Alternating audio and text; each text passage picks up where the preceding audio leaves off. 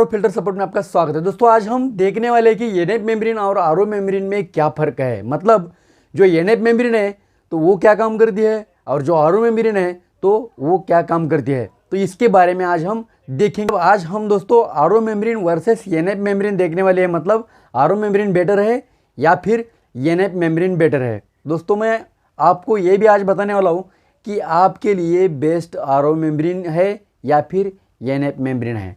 तो चलिए शुरुआत करते हैं। दोस्तों देखिए, सबसे पहले यहाँ मैंने लिखा है, देखिए आरओ मेम्ब्रेन, यहाँ लिखा है एनएफ मेम्ब्रेन। आरओ मेम्ब्रेन के बारे में अगर हम बात करेंगे तो आरओ मेम्ब्रेन के टाइप्स कितने होते हैं और एनएफ मेम्ब्रेन के टाइप्स कितने होते हैं ये पहले हम देखेंगे। आरओ मेम्ब्रेन के देखिए टाइप्स का मतलब क्या होता है। आरओ मेम्ब्रेन में ज़्यादा टाइप्स नहीं होता है, एक ही टाइप्स होता है, सिंगल टाइप्स ही होता है। और एनएफ मेम्ब्रेन में मल्टीपल टाइप्स की एनएफ मेम्ब्रेन मिलती है। जैसे कि आपके पानी का टीडीएस अगर 300 है तो इसके लिए अलग अलग एनएफ मेम्ब्रेन लगेगी। अगर आपके पानी का टीडीएस 100 है तो इसके लिए अलग एनएफ मेम्ब्रेन लगेगी। अगर आपके पानी का टीडीएस 500 है तो इसके लिए एनएफ मेम्ब्रेन जो है वो अलग लगेगी।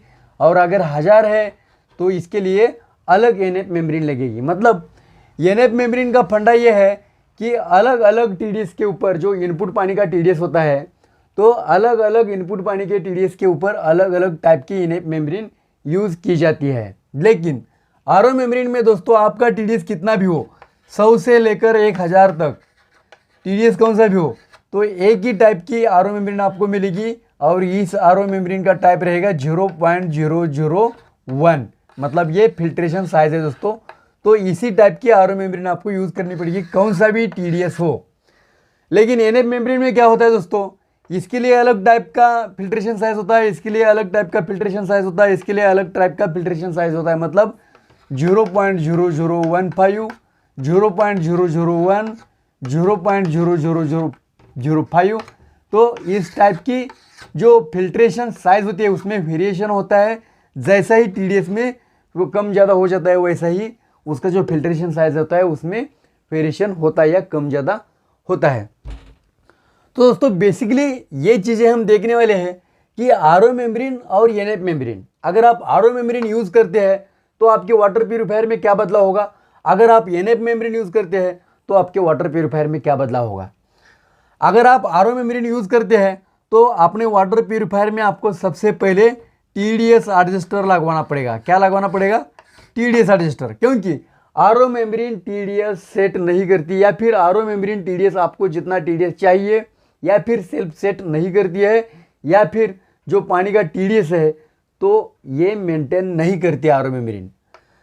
तो दोस्तों एनएफ जो मेम्ब्रेन है तो एनएफ मेम्ब्रेन पानी का टीडीएस मेंटेन करती है। आपको पहले ही पता होता है कि अपने घर के पानी का टीडीएस अगर 300 है और उस पर अगर आप एनएफ 60 अप्लाई करते हैं या एनएफ 40 अप्लाई करते हैं तो आपके पानी का टीडीएस कितना आएगा ये आपको पहले ही पता होता है। क्योंकि एनएफ मेम्ब्रेन का फंडा यही होता है कि अगर आप एनएफ 60 यूज़ करते हैं, एनएफ 60 यूज़ करते हैं या फिर एनएफ 40 यूज़ करते हैं तो जो टोटल टीडीएस है उसमें से ये 60%, अगर आप एनएफ 40 यूज़ करते हैं तो 40% टीडीएस रिमूव किया जाता है उसमें से। तो आपको पहले ही पता होता है कि इसमें कितना टीडीएस आने वाला है, इसलिए आपको टीडीएस एडजस्टर लगाने की ज़रूरत नहीं होती है। टीडीएस एडजस्टर लगाने की ज़रूरत नहीं होती है।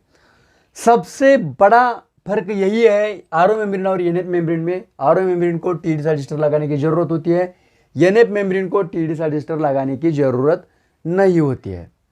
जो आरओ मेम्ब्रेन में से जो निकलने वाला पानी है और एनएफ मेम्ब्रेन में से निकलने वाला पानी है उसमें फ़र्क यह है कि आरओ मेम्ब्रेन में से निकलने वाला पानी उसमें मिनरल्स जो होते हैं तो ये पूरी तरह से रिमूव किए जाते हैं, पूरी तरह से रिमूव किए जाते हैं। थोड़ा भी मिनरल्स नहीं बचता है आरओ मेम्ब्रेन में जो पानी गुजरता है।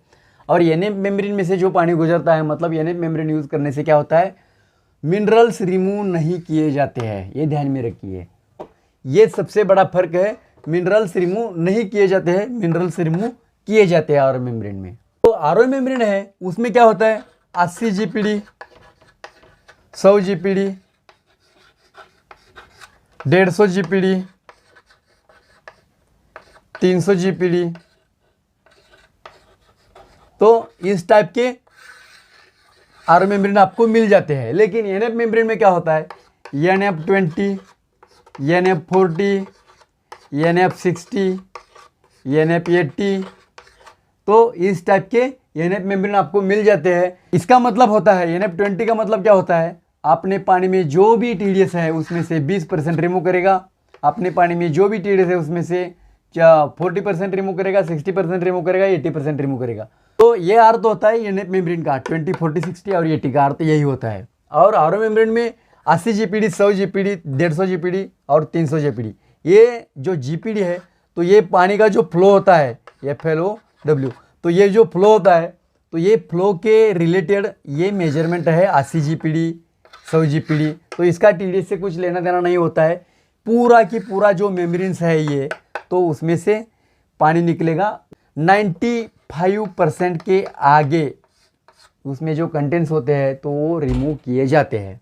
तो दोस्तों आज के टॉपिक में हमने जो देखा कि RO membrane versus NF membrane, मतलब आपने लिए बेस्ट मेम्ब्रेन कौन सी रहने वाली है। अगर आप मेम्ब्रेन यूज़ करना चाहते हैं, RO मेम्ब्रेन यूज़ करें या फिर NF मेम्ब्रेन यूज़ करें, तो ये डिपेंड रहता है आपके पानी का जो TDS है, इनपुट पानी का TDS है, उसके ऊपर बहुत सारा डिपेंड रहता है।